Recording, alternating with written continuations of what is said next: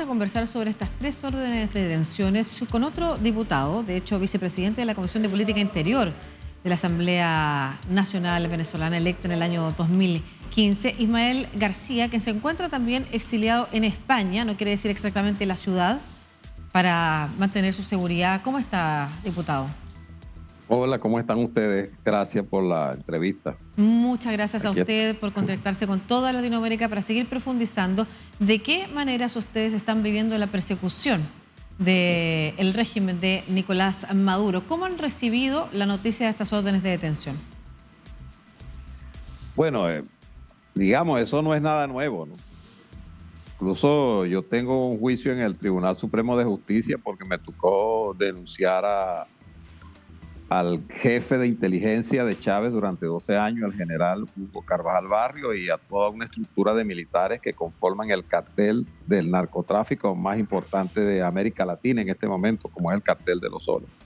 Y lo que está pasando ahora lo han hecho en muchas oportunidades. En Venezuela hay más de 300 presos políticos, civiles y militares. Ahora mismo está un teniente coronel en huelga de hambre, a punto de prácticamente perder su vida porque no le permiten ni siquiera ir a hacerse tratamiento médico.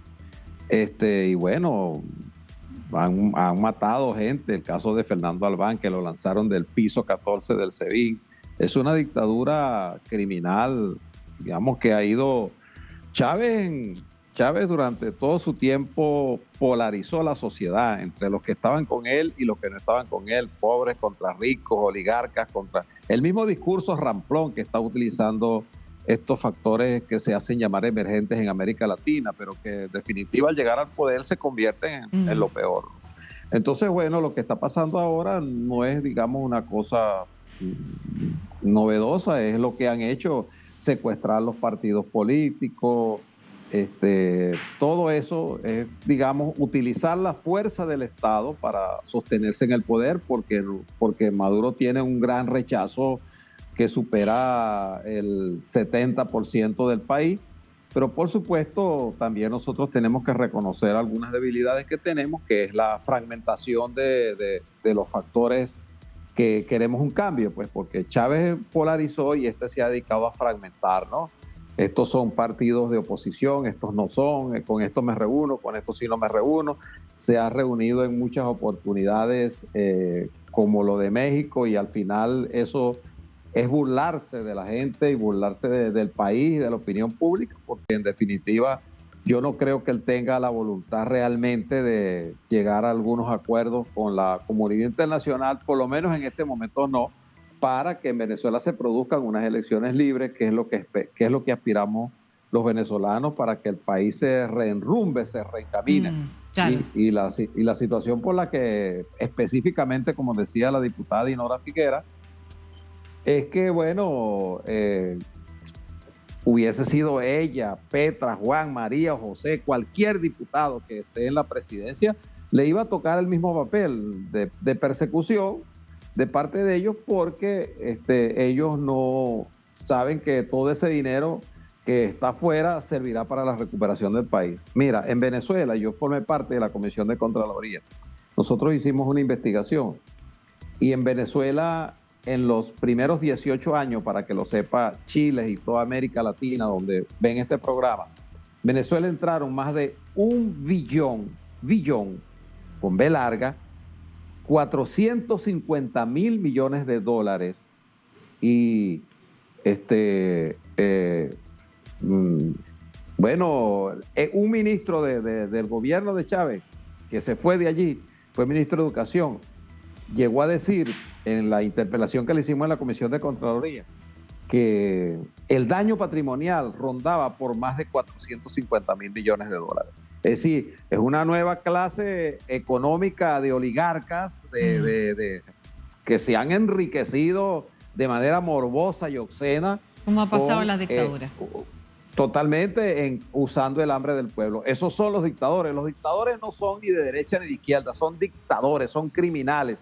Y para mantenerse en el poder tienen que usar toda la fuerza del Estado. Y las prebendas también Por para quienes supuesto, mantienen leales.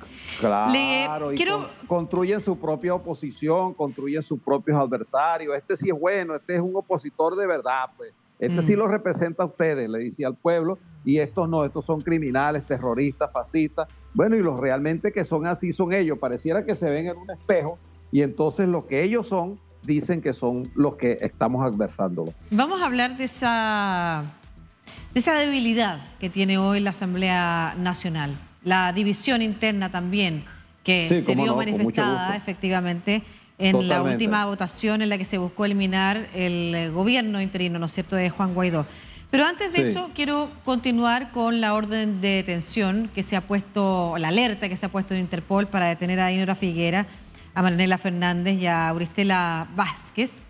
Efectivamente, como usted señalaba, por ser las presidentas, las directoras de la Asamblea Nacional. Cualquiera que hubiera estado en ese lugar hubiera recibido la misma persecución. Totalmente. De hecho, conversando con la diputada Tamara Adrián, que quería continuar en algún momento con el gobierno interino de Juan Guaidó, nos señalaba lo mismo ante la pregunta de por qué no, por ejemplo, Alfonso Marquina, o quienes están llamando a reemplazar el gobierno de Juan Guaidó por no haber sido útil, por no servir, ocupan el poder. Y nos decía, porque tienen miedo, porque es riesgoso, porque efectivamente significa terminar siendo perseguidos, que es lo que estamos viendo ahora.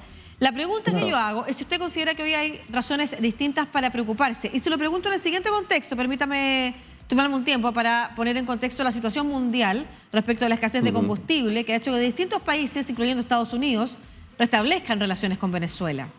¿Puede estar en un riesgo distinto hoy, por ejemplo, los miembros de la Asamblea en este llamado a la Interpol? Bueno, mira, de esa gente uno puede esperar lo que sea. Es posible que actúen contra cualquiera de nosotros, pues, porque de hecho en el país, el haber denunciado al jefe del narcotráfico más importante de Venezuela, importante entre comillas, pues, porque eso no es ser importante, pero digamos, al más poderoso capo, al Pablo Escobar de Venezuela, que es el Pollo Carvajal, junto con Diosdado Cabello, que es el segundo hombre del chavismo. Bueno, vale, a mí me persiguieron y yo tuve que salir del país, ¿no? Y ellos pueden hacer lo que sea, pero de todas maneras, y hay un país que se está levantando ahora nuevamente con mucha fuerza. Es verdad, la gran debilidad en este momento es la dispersión del liderazgo de la oposición. Es decir, pero ayer, empezando el año, digamos, de movilidad en las calles de Venezuela, cuando se iban a instalar las clases, las escuelas están deterioradas, los maestros ganan como $30 mensuales. En diciembre lo que Maduro les ofreció fue un par de zapatos. Entonces, ayer se movilizó, anteayer se movilizó todo el país. Digamos que más de 100 ciudades en Venezuela tomaron las calles para reclamar. ¿Quiénes son esos? Los maestros, los pensionados, los jubilados.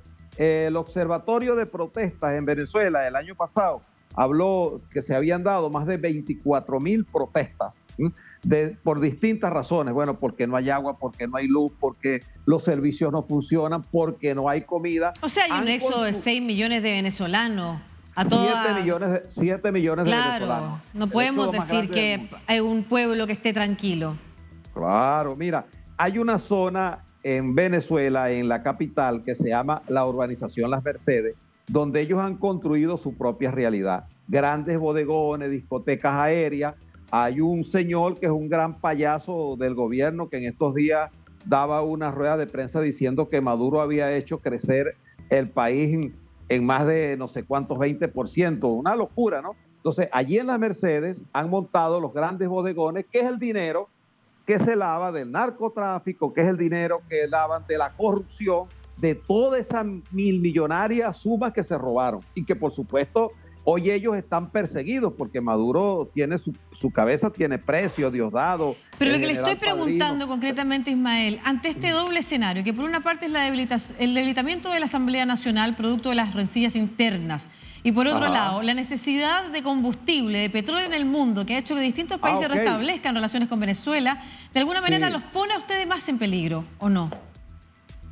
Bueno, yo creo que en el caso de Estados Unidos, que es el que está dándole una licencia a Chevron, que es una empresa que operó durante muchos años y estaba allí en Venezuela, pero con muy bajo perfil, esa empresa que le ha dado la licencia a Estados Unidos, pero que al mismo tiempo Estados Unidos le ha dicho a los venezolanos que reconoce es la Asamblea Nacional del 2015, de la que formo parte, y que además, para responderle su pregunta, pues, y que además no se le van a entregar licencias ni activos a Venezuela, a Maduro, mejor dicho, no es a Venezuela, a Maduro y a esa banda que dirige el Estado. Bueno, allí hay una especie de contradicción, pero por lo menos todavía hay una señal de que Estados Unidos tiene toda la disposición y los gobiernos del mundo democrático de seguir respaldando a Venezuela para que se concreten y se hagan unas elecciones libres. Obviamente, frente a la crisis que hay de mundial, ellos necesitan comprar petróleo y a pesar de que las refinerías en Venezuela las destruyeron, porque Venezuela producía diariamente 3.600.000 barriles de petróleo. Destruyeron la refinería más grande del mundo, que era la de Paraguaná, la del Palito, y entonces ahora esas refinerías que estaban intervenidas por Irán, no sé cómo van a manejar eso, pero seguramente que algunas empresas que Estados Unidos les dé licencia, les permitirá a Estados Unidos poder entrar petróleo y al mismo tiempo poder negociar con Nicolás Maduro, seguramente directamente la posibilidad que se pueda dar unas elecciones en Venezuela, porque en México se hizo la última reunión en noviembre, se dijo que en diciembre nos reuníamos, suspendieron eso, hasta ahora yo no veo, digamos, ninguna voluntad de Nicolás Maduro para eso. Ayer su operador principal, que es un señor que le llaman Chucky, como un muñequito que es malo de una película, que es Jorge Rodríguez, que es el presidente de la Asamblea Nacional Chimba, que ellos eligieron a su forma y a su manera, bueno, decía que hablando con algunos sectores de la oposición, lo decía él ayer, claro, van posiblemente a nombrar un Consejo Nacional Electoral. Bueno, y efectivamente tanto Maduro como Diosdado han dicho que cuando ellos dejan correr esas cosas y cuando el río suene porque piedras trae, es decir, ellos han dicho que pudieran adelantarse las elecciones para este año. La oposición venezolana, luego de ocurrido el evento en la Asamblea Nacional donde el presidente Guaidó y un grupo de diputados asumimos la defensa constitucional del artículo 233 que establece la permanencia del gobierno interino, y otros 3 partidos que formaban parte hasta un día antes de tomar esa decisión de apoyar a Guaidó. Bueno, esa situación, lo que puede unir a la oposición, creo yo, la única fórmula es que se hagan unas primarias y se elija no solo un candidato presidencial, se elija un líder de la oposición en Venezuela para que pueda haber el reconocimiento de todos. Y en ese sentido, si eso ocurriera, Maduro sabe que no tendría ninguna posibilidad de ganar.